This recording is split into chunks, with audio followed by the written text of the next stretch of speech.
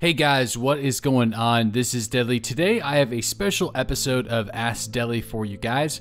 Yesterday I uploaded a video discussing the PvP changes that will come inevitably in DayZ beta, and a lot of you guys put the hashtag AskDeadly. In fact, an overwhelming number of people actually did. So I decided that today's episode is going to be completely dedicated to that comment section. So before I get started here, I highly recommend that you go and watch that video. A link to that will be included in the description box below, and then come back here so we can dive deep into some of these questions.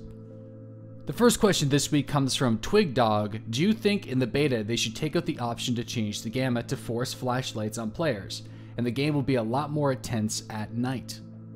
Now, I think someone is going to have to fact check me on this, but I believe Batty from the development team actually confirmed that the gamma slider is planned to be removed at some point in DayZ standalones. We don't know if that's going to be beta or future or more so down the road, but it is planned to be happening. I know this has been a requested thing by a lot of other players inside the community, and for those that even play games like Escape from Tarkov, which in my opinion does nighttime well, but it's very intense and it feels like a completely different game. And I do feel that DayZ has the opportunity to become a game like that, where flashlights will actually have value.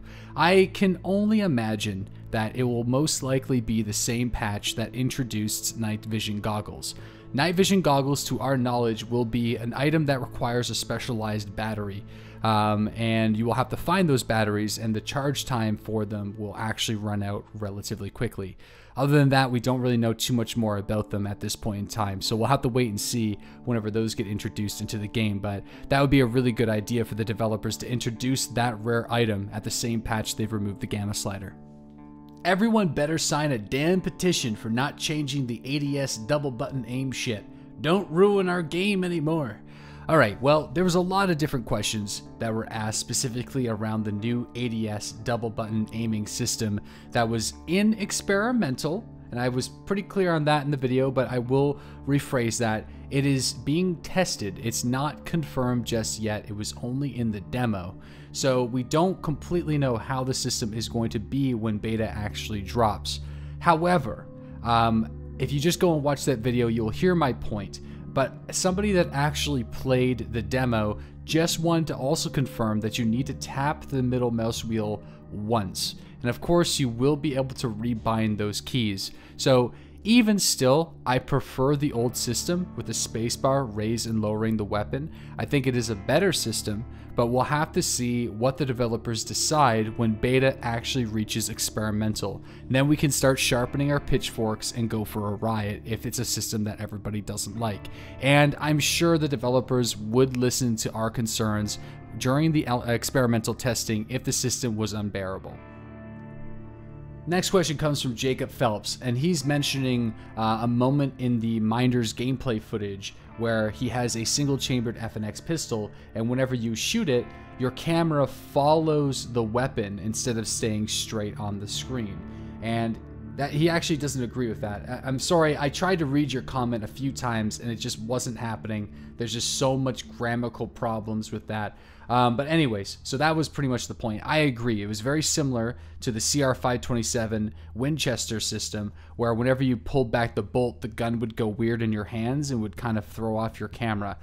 That is obviously not intentional and most likely will be changed. It will probably be more like PUBG, whenever you're running with your SMG and it's kind of up in the air above your camera. I'm sure you're going to be able to do that reload while still focusing your head straight down. I've been waiting for this day for years. This zigzag is bullshit. Running around with your gun up is bullshit. Loading mags quickly is bullshit. DayZ .62 is bullshit. This game is actually going to be fun for once, and this fucking new aiming system is bullshit. Hey, you know what? You put it really direct, but I kind of agree with you. I mean, I'm not that passionate about it, okay? But he does have a point if you just kind of strip away all the bullshit there. I do agree with all the decisions that the developers are making in DayZ 0.63, but the aim down sight system. And I can't make that point any more clear. There's a lot of people who linked my video directly to the developers and kind of sharpening their pitchforks again and like rioting, saying, yeah, fuck the game, look at this video, Deadly hates the game, fuck the game. That's not the point of yesterday's video, okay? That, in fact, if you actually watch the video, it really praises a lot of the decisions that the developers are making when it comes to the stamina system and what they want to do with not being able to and what they want to do with not being able to run with your gun up, preventing the fast hipfire gameplay, which in my opinion is sort of slowly ruining DayZ PvP. So Caden, we get you, man. We're all super passionate about it. There's nobody more passionate about this than me. So I think that 0.63 will be the game that you're looking for. Also, who is absolutely pumped for base building? Yeah, you know, with all this discussion surrounding PvP and mechanics, we have, you know, there's one really massive topic that I for one, maybe not many other people, but I for one have definitely been glassing over, and that is base building. Base building is going to be awesome to see in the game. Barricading and building walls for trading outposts and structures, especially inside the DayZ community, where you have like the village, which is a server that Renee and the Running Man are working on that encourages people to work together to build a colony. We actually did something similar to that today during the Derp Squad. We got over 30 people to come together and build a colony in Cherna with tents, finding vehicles. It was a great way of playing the game, and this base building system will hopefully enable us to expand on that, and you'll see very large survivor camps and groups start to emerge, which is going to be really exciting. It's kind of interesting because it's sort of the evolution of a post-apocalyptic world when you really think about it. The first couple weeks is a lot of lone wolf small groups, and over months and years people start to band together, building camps and starting to actually grow their crops and trade with other groups. And I think that's going to open up a lot of opportunity, especially on servers like DayZ Underground, which I'm really excited for. And I trust the developers to do it right, because I've seen them say it themselves. They're not trying to build a Rust style system. You're not going to be able to build like 5, 6, 7-story buildings. I'm sorry to all you Epoch guys that like unlimited ghillie suits and AS-50 sitting on top of your tower, having your helicopter parked up there in the middle of a city.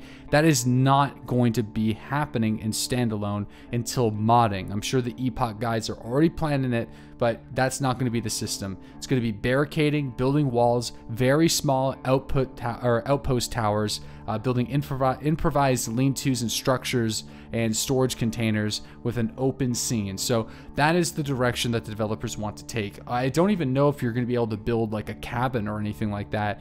I think it's going to be all kind of open encampments. What are your thoughts on the third-person view for all of the third-person PvP players and the running animation in third person?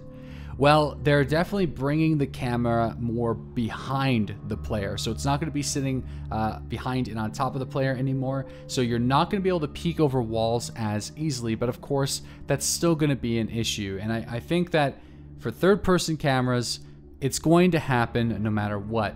So working around that or trying to make a solution to that problem, or it's not even a problem, that style of gameplay is going to be very difficult unless you create unique mechanics like the game Scum, where whenever you peek over, the players actually show up, and if you don't peek that angle for a very long time, players could be moving through that area but turn invisible because you haven't actually spotted them. So I'm sure they're going to really iron out the animations and the camera for the experimental and stable release. So we'll have to see how it evolves since the demo, but I'm not a big third-person PvP player, so I can't really give you my honest take. I highly recommend going over to JCon's channel, JCon72. He is a third-person PvP YouTuber in DayZ Standalone, and he also owns the server Chipotle Bandits, so he would be somebody that would be better off getting a response from for this particular question. Taking around 2 or 3 minutes to load a fucking magazine, for fuck's sakes, they're making PvP even worse. Well, actually, let's take that back a little bit, Blaze Inc. It's probably going to take around 1 second or just under 1 second to load a round into a magazine. So I think it's safe to say it's going to take around 30 seconds to load a magazine to full capacity and then throw that magazine into your weapon and start using it again.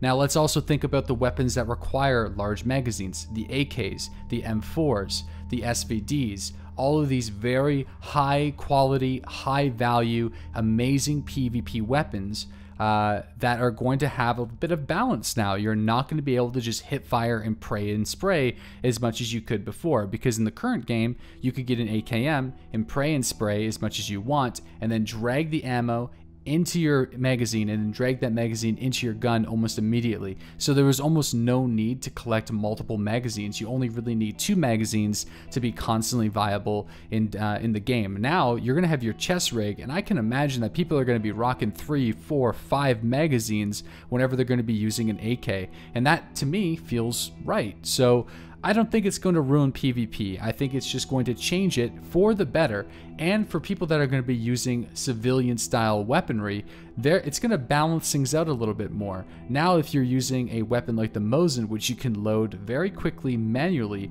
with the ammo on your hotbar, those weapons going up against an assault rifle at distance might be able to actually outperform. So it's just going to diversify the combat and add an additional layer and something that players are going to have to work around, and I think it will become a better system. It's going to be more realistic, it's going to add to that immersion, and if you're complaining about it, then just pick up some more magazines. Well guys, that's going to be it for this week's episode of Ask Deadly. If you want to get an opportunity to get your questions read on next week's video, please do let me know what you want to hear in the comment section below. And if you see somebody else with a very similar question to yours, don't just write it again, give them an upvote, because I read the top comments first. Have yourselves a great week guys, and I'll see you tomorrow for some more DayZ and PvP on the live stream.